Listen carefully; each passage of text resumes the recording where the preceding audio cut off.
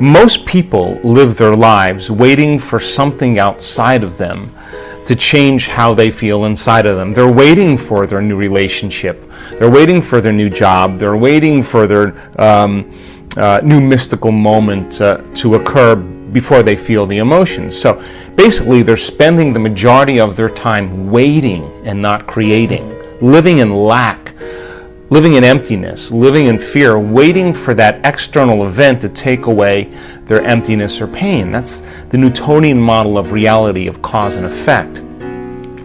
Turns out, though, the moment you're feeling that lack, you tend to try harder and force and control and try to predict or manipulate the outer world, because you're doing everything you can because you're experiencing a separation or polarity from what you want.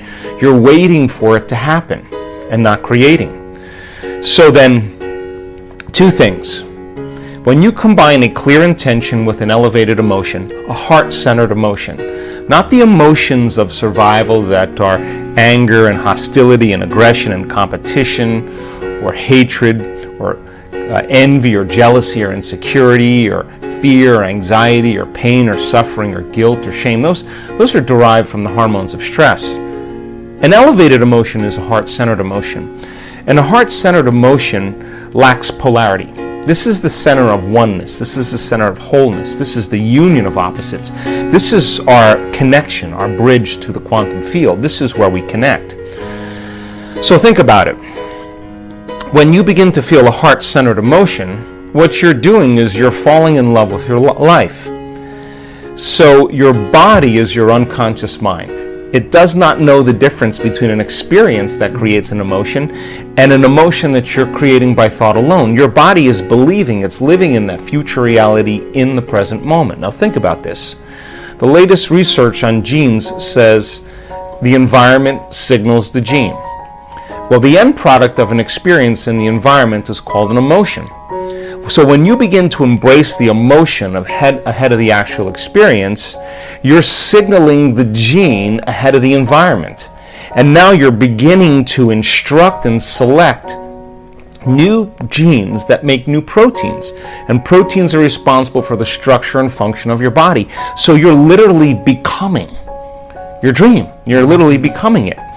So when you feel that emotion, you tend to be less interested in looking around outside of you of how it's going to happen. If you're walking around conditioning your body every day to feel that emotion, that you're in love with yourself and you're in love with life and you're worthy to receive and you're open and you're inspired and you're optimistic and you're enthusiastic and you're feeling that emotion, you feel like your future has already happened. So you're less likely to feel lack or separation. Now think about this. Point number 2. Once energy makes it to the center and you feel gratitude, that center begins to produce a measurable magnetic field. That's a frequency, that's energy, and all frequency carries information. So now you can lay the thought of your new relationship on that frequency, and now you're broadcasting a whole new electromagnetic signature into the field. So then the longer you're conscious of that energy, the more you're calling your future to you. When this center is opened up, you're connected to the quantum field. Mm-hmm. So now you don't have to go anywhere to get it, to try to force it or control it or predict it. In fact, you're the magnet. You're collapsing time and space, and the event is being drawn to you, and it comes in synchronicities and serendipities and coincidences, opportunities. Now the antithesis is also true. The moment you feel angry because you're in traffic, the moment you judge your coworker because all of a sudden they push an emotional button, the moment you feel sorry for yourself, victimized or self-pity, you're now emitting a different energy. In fact, you're back to the energy of your past and you just disconnected from your future. So then people's dreams stay at arm's length from them. So people ask me all the time, well, how come my new relationship hasn't happened? And I tell them the same thing. Take out a piece of paper and write down everything you want in a new relationship and then become that person. Mm-hmm. Because the question fundamentally is, would you go out with you?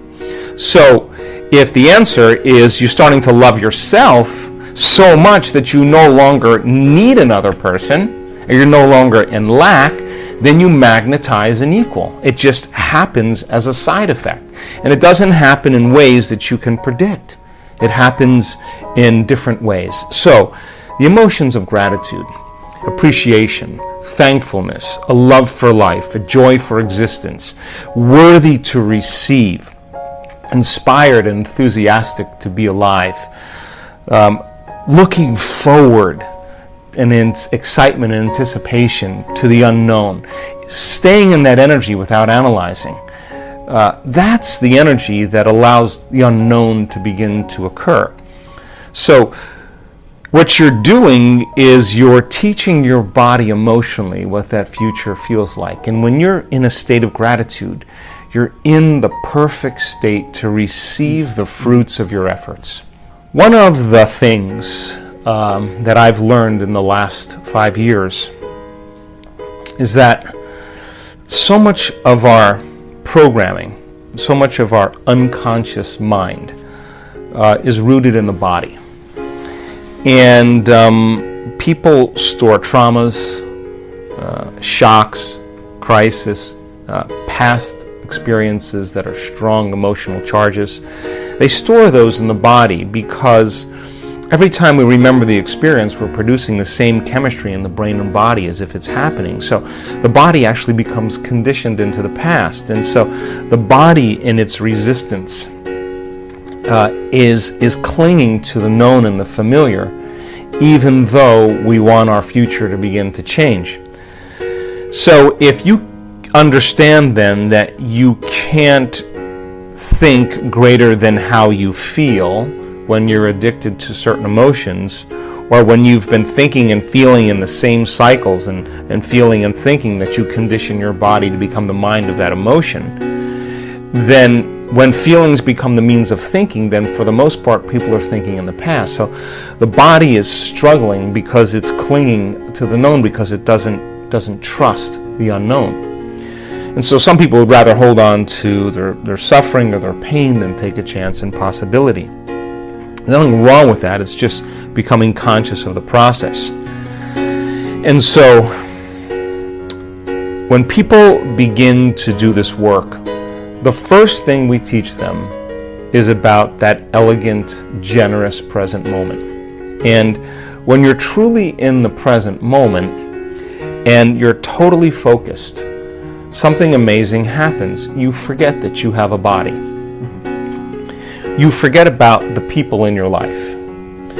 You forget about the things you own, your cell phone, your computer, your car, your home. You forget about where you're sitting, where you need to be, what place you have to go to, and you forget about time in and of itself. You take your attention off of time. And in that moment, you become pure consciousness. Now that is the elegant, generous present moment. And when you are truly in the present moment, that intelligence that lives within you and all around you is always present. It's always paying attention. And that's the moment there's an alignment between the subjective consciousness that's free-willed and the objective consciousness of the quantum field. You're looking right in the mirror. So then, in order for us to heal our bodies, we have to get beyond our bodies. In order for us to change some aspect of our identity or personality, we have to literally forget about ourselves. In order for us to change some problem or condition in our life, we have to forget about our present life and forget about the predictable future or the familiar past. And so you can only talk around this concept. But for a person who struggles with creating joy when they feel so much pain, and that they're working on trying to fake it until they make it, my advice is very simple. Work on getting beyond yourself. Now, there have been so many people in this work that have struggled and analyzed and tried to get beyond themselves and then tried to fake it and did all those things until they finally just followed the instructions and became nobody, no one, no thing, nowhere, and no time. Once you're that pure consciousness, the next question is, as consciousness, can you begin to put your attention on that field? Can you begin to pay attention to it? To begin to become aware of it, to become more aware of it, to experience it, to feel it? to stay connected to it moment after moment after moment. Now, just because you can't see something doesn't mean it doesn't exist. So as your consciousness begins to become aware of the consciousness of the quantum field, and you're experiencing less separation. Remember, separation is three-dimensional reality. My senses fool me into believing you're over there and I'm over here and there's time and space between us. Three-dimensional reality. But as you begin to become pure consciousness, you begin to experience less separation. As you begin to put your attention on that field and stay present with it, that infinite space, and tune into it, and begin to become more aware of greater degrees of oneness and wholeness. The signature of that unified field, that energy that is organizing everything material, is intelligent love. It is very organized energy that we can only describe as love, but not like chemical love you have for your dog or your kids or your partner, but it's electric.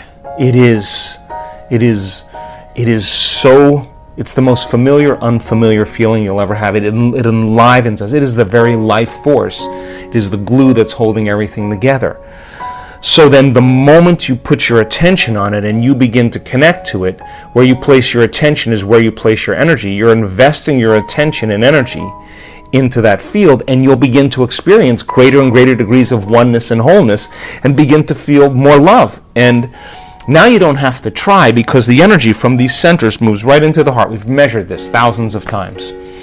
And the person then is being baptized by the divine. And all of the struggles, all of the effort, all of the analysis, all of the bad meditations, all of the good meditations, all of the quitting, all of the complaining is worth it. Because that moment you run into it, it is the most amazing feeling you'll ever have. So I'm not asking people then to create a fake feeling just to pretend that they're there. I'm asking them to become passionate. And when they're in that field and they're no longer encumbered by their body, now they can think greater than how they feel. They're not connected to matter and anything material. They're connected to this field. I hope you enjoyed this amazing interview with Dr. Joe Dispenza. We are continuing with our daily practice of completing the inspiring quotes. You need to complete the quote with the words that are missing, and if you can do it first and give us the right answer, you are the daily winner. In the previous video, we were looking for two words of Joe Dispenza's quote.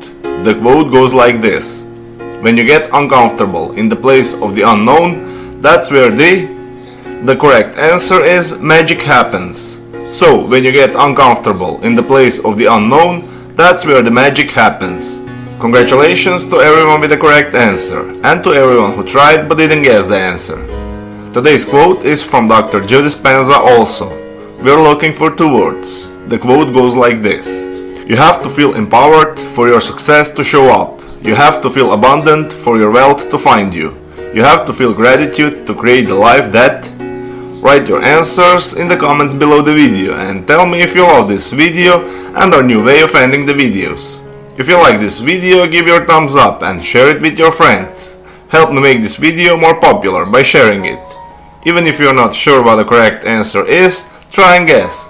The first one with the correct answer is the winner. So don't forget to subscribe and hit that bell button, and don't miss any of the new videos and new challenges. If you really like what we do here and want to support us, you can join our channel and our community for a symbolic fee and gain many other additional features. You can do that by clicking the join button next to the subscribe button, or you can click on the link in the description of this video. Stay good and have a great day!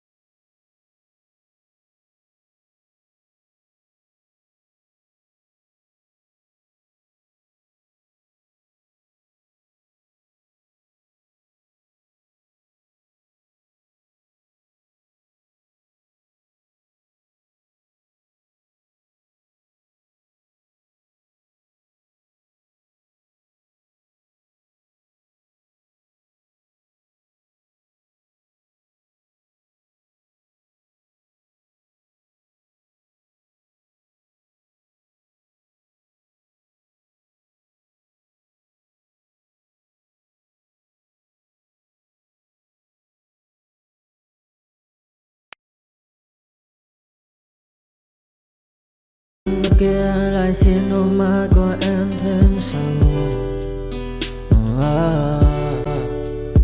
Vì sao em đi cần để lại lý trí, chẳng để lại anh khi nước mắt còn rơi. Vì sao em đã vội quên đi bao câu hứa mình còn cho nhau, quên đi bao nỗi đau mình dành. Vì sao em đã vội quên đi những lời hứa ngày nào. Vì dòng nước mắt em đã vội rơi, anh không thể mãi anh như nên vào điên rồi. Anh như say đôi mắt môi, anh như chỉ còn muốn em bên cạnh như ở phố xa rồi. Anh chỉ muốn em cạnh đấy thôi, không muốn em ở bên đời, chỉ muốn em anh bên người. Người đã gỡ bước đi xa trong cơn mưa chiều vội vã, người đã bước quên anh khi cơn mưa qua gần vội vã. Em đã quên rồi mà anh sau đây mà về, chẳng còn lại gì những người em mang nước mắt rơi. Em khiến con tim như trôi bay trong chiều thu đầy nắng, em khiến con tim như tan vỡ trong chiều thu mát màng. Vì còn nhiều lắm những ngỡ vàng, nhiều lắm những nỗi vội vàng, nhiều lắm những cơn mưa em ở ta bây giờ vẫn vang. Không mơ không mai đứng sang nhờ mai em còn thơ đôi hồng mai anh còn.